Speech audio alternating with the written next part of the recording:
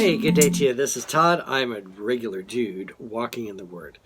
As we're going through Philippians today, we are jumping into chapter 4, verses 5, okay?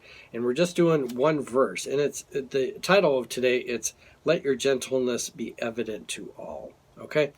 Let me read that. It's Philippians 4, verse 5.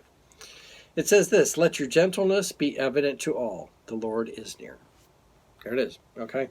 If we understand that verse, I don't have to explain much, but apparently we do need some explanation to that. Gentleness is not wimpiness, and gentleness is not... a lot of times you think of gentleness and you think of a guy going around and he has a little pet, a dog that's like so tame that it's almost dead, okay? And things like that, and he has a sheep, and the sheep doesn't hardly move at all, and he's just a gentle guy. He goes, oh guys, please stop, and don't do that, and everyone stops and doesn't do that. That's not what gentleness is. It's not the wimpiness and so forth that we associate with it. A gentleness is you can be angry, but you can control that anger, okay? So if you have a gentle guy, he can talk softly, and you obey what he says, and you get the message from that, and he doesn't have to scream and yell, and doesn't lose his temper, okay?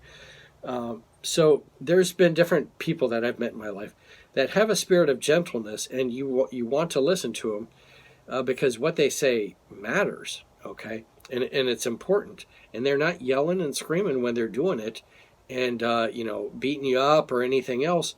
They just say something, and it's in a gentle spirit, and you're like, oh yeah, I need to listen to what he says, because he's very serious about it, but he's not yelling and screaming about it. And Paul is writing this to the Philippians, saying, let your gentleness be evident to all, okay? And that's what God is calling us to be, to have that gentleness, and not to be just out of control people, yelling and screaming and jumping around at every little thing, but having that spirit of gentleness where you can talk to somebody and they listen and go, oh yeah, okay, that sounds like a great idea, I think I'll do that. But just having control, okay? Self-control is tied in closely with that gentleness, okay? So the bottom line here, let your gentleness be evident to all, okay? Not just the people in the public, but also to your people in your household too. Hard thing. Thanks for watching. I'm a regular dude walking in the Word, and I look forward to seeing you tomorrow as we continue our journey through Philippians. Lord's blessing. I'll see you then.